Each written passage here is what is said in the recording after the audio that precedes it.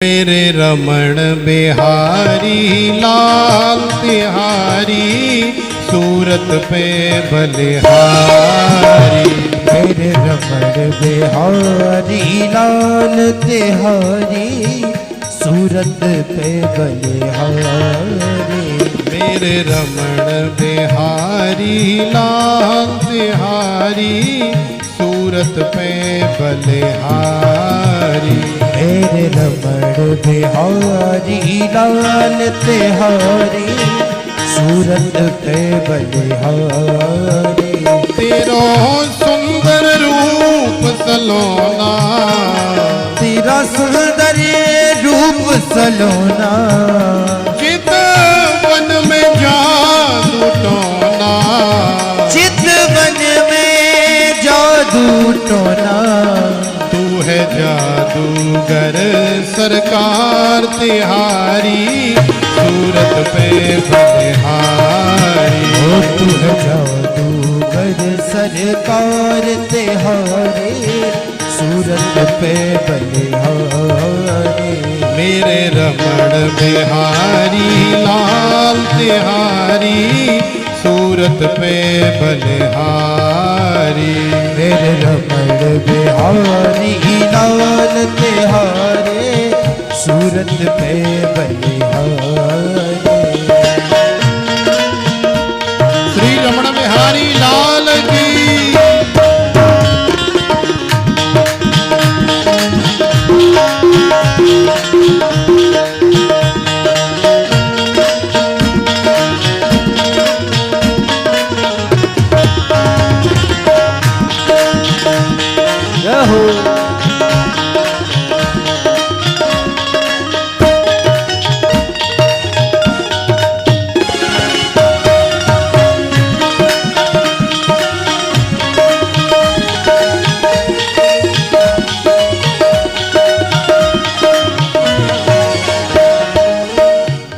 संग मेरे नैन लगे कोई और न मन को भावे। तुम संग मेरे नैन लगे कोई और न मन को भाए। तुम संग मेरे नैन लगे कोई और न मन को भावे। तुम संग मेरे नैन लगे और न मन को भाए।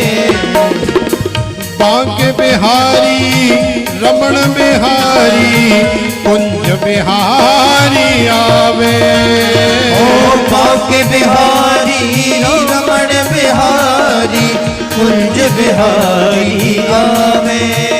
तेरा रूप बड़ा है सोना, तेरा रूप बड़ा है सोना, जो देखे हो जाए टोना, जो देखे हो जाए टोना। मेरे मालिक ओ सरकार तिहारी सूरत पे बलिहारी। मेरे मालिक हो सरकार तिहारी सूरत पे बलिहारी।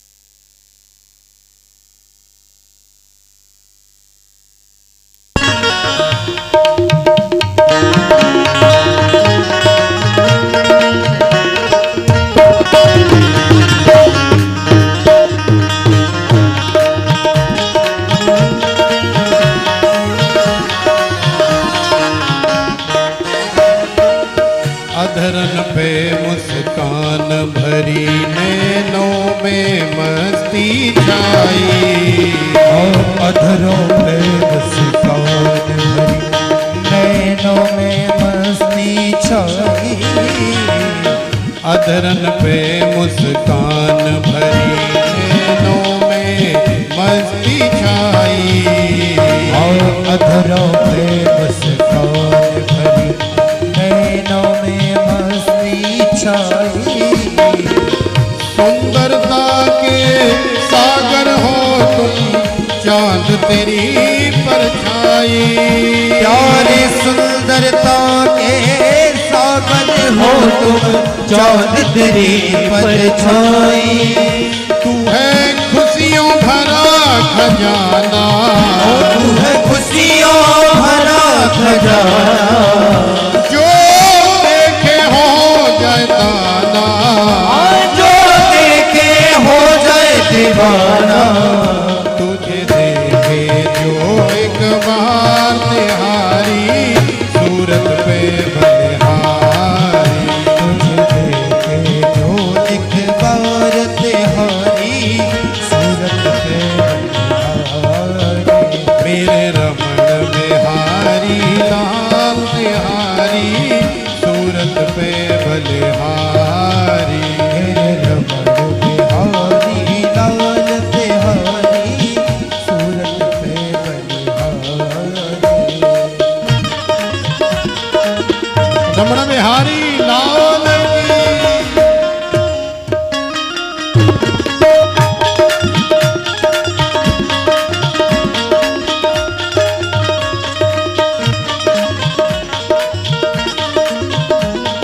ताली सेवा करते हुए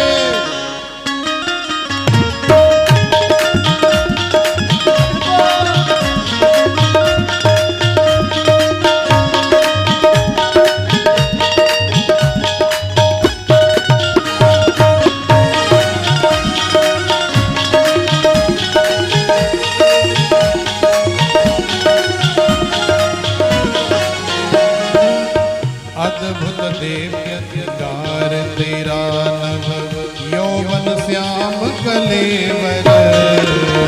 अद्भुत दिव्य श्रृंगार तेरा नभ, यौवन श्याम कलेवर। अद्भुत दिव्य श्रृंगार तेरा नभ, यौवन श्याम कलेवर। अद्भुत दिव्य श्रृंगार तेरा नभ, यौवन श्याम कलेवर। राधा जू संग नित्य पधारो, मन मंदिर के अंदर। राधा जो सगे नित्य पधारो, मन मंदिर के अंदर। ये है अभिलाषा मन में, ये है अभिलाषा मन में। बस जाओ मेरे नैनन में, बस जाओ मेरे नैनन में। बस कर दो ये उपकार तिहारी, सूरत पे बलिहारी। बस कर दो ये उपकार तिहारी, सूरत पे बलिहारी। मेरे रमण बिहारी लाल तिहारी, सूरत पे बलिहारी। ओ मेरे रमण बिहारी लाल तिहारी, सूरत पे बलिहारी। तेरा सुंदर रूप सलोना, तेरा सुंदर रूप सलोना। चितवन में जादू टोना, जित बन में जादू टोना। तू है जादूगर सरकार तिहारी, सूरत पे बलिहारी। जादूगर सरकार तिहारी, सूरत पे बलिहारी। मेरे रमण बिहारी लाल तिहारी, सूरत पे बलिहारी। मेरे रमण बिहारी लाल तिहारी, सूरत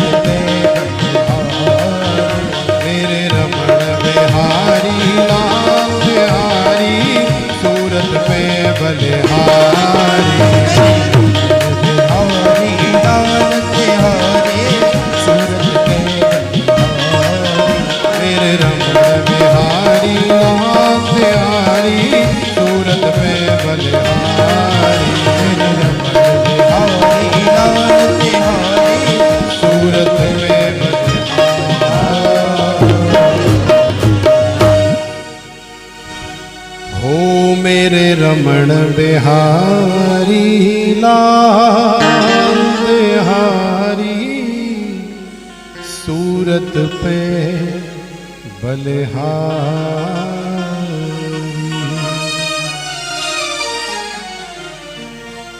तो देखो श्री रमण बिहारी लाल बांके बिहारी लाल की कथा ही एकमात्र ऐसी है जिस कथा को खरीदने का देवता लोगों ने अमृत लेकर के बहुत प्रयास किया, लेकिन खरीद नहीं पाए, क्योंकि ये कथा अनमोल है। इसे संपूर्ण त्रिलोकी में कोई भी नहीं खरीद सकता, किसी भी कीमत पर नहीं खरीद सकता। तो अभक्तांस तांश्च विज्ञाय न ददौ स कथामृतम।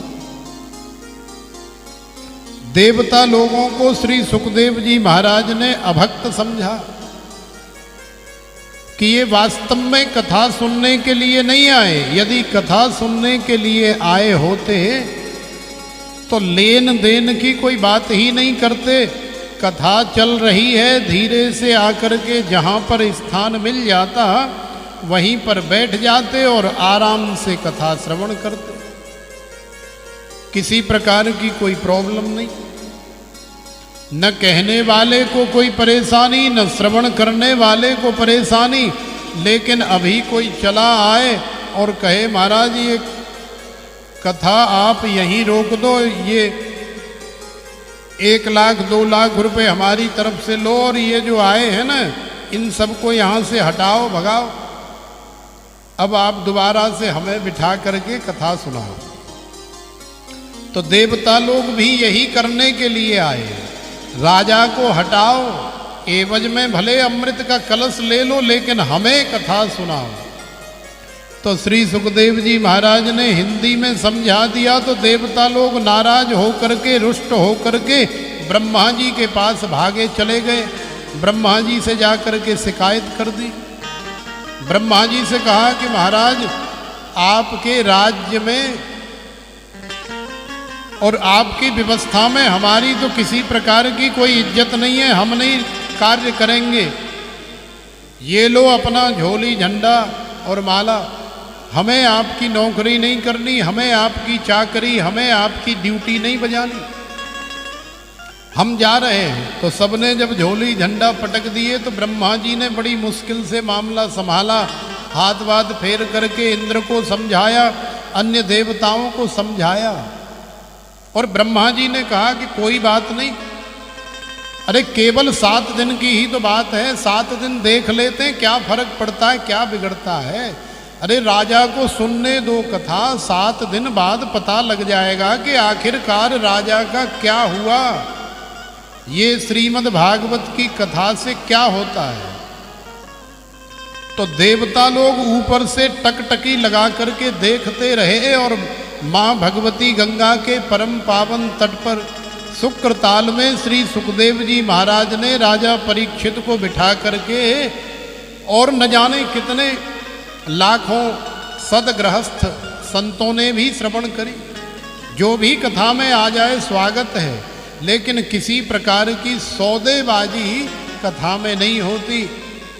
देवता लोग सौदेबाजी कर रहे थे, इसीलिए श्री सुखदेव जी महाराज ने अभक्त समझ करके, डांट करके, फटकार करके भगाया। तो एक एक दिन जैसे जैसे कथा पूरी होती गई, देवता लोगों के अंदर भी रोमांच बढ़ता गया। आज 1 दिन हो गया, आज 2 दिन हो गए, आज 3 दिन हो गए, आज 4 दिन हो गए। इसी तरह से 5 दिन, 6 दिन और 7वें दिवस की कथा का जैसे ही विश्राम हुआ तो देवता लोगों ने देखा कि भगवान के पार्षद एक दिव्य विमान लेकर के आए और उस दिव्य विमान में राजा परीक्षित को बहुत बड़े सिंहासन पर बिठाया। कोई आरती कर रहा है, कोई चंवर ढुला रहा है, कोई हाथ जोड़ करके खड़ा है, कोई राजा परीक्षित की पूजा कर रहा है, कोई अर्चन वंदन कर रहा है, बार बार नमस्कार प्रणाम हो रहा है। इतने स्वागत सत्कार के साथ में राजा परीक्षित को ले जाया जा रहा है भगवान के श्री धाम में, भगवान के गौलोक में। तो ये सारी लीला, ये सब जब देखा देवताओं ने, तो देवता लोग तो हक्के बक्के रह गए। देवता लोगों की सिट्टी पिट्टी गायब हो गई। बोले भैया, जिस मुक्ति के लिए, जिस कल्याण के लिए न जाने कितने हजार लाख वर्ष ऋषि मुनि तपस्या करते हैं, भजन करते हैं, साधना करते हैं, न जाने क्या क्या योग ध्यान प्राणायाम इत्यादि करते हैं, तो भी संशय रहता है कि मिलेगी या नहीं मिलेगी। लेकिन केवल 7 दिन ये श्रीमद् भागवत की कथा श्रवण कर लेने से राजा की मुक्ति हो गई। ये तो अद्भुत आश्चर्य है, अलौकिक चमत्कार है, ऐसा हम लोग मान ही नहीं सकते। तो जब आश्चर्य हुआ तो देखो, देवता लोगों ने ब्रह्मा जी से कहा, ब्रह्मा जी तो सब देख ही रहे थे, ब्रह्मा जी को भी संशय हो गया भागवत के प्रति। बोले भैया, वेद है, पुराण है, शास्त्र है। अरे ये जब वेद पढ़ने वाले की मुक्ति नहीं हो रही, पुराण पढ़ने वाले की मुक्ति नहीं हो रही, शास्त्र पढ़ने वाले की मुक्ति नहीं हो रही, तपस्या करने वाले की मुक्ति नहीं हो रही, तो भागवत श्रवण करने वाले की मुक्ति कैसे संभव है? तो ब्रह्मा जी को भी संशय हो गया, आश्चर्य हो गया। राज्ञो मोक्षम तथा वीक्ष्य पुरा धाता विस्मितः सत्यलोके तुलां बद्ध्वा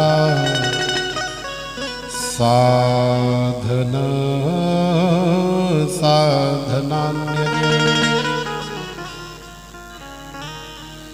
लघून्यन्यानि जातानि गौरवेण इदं महः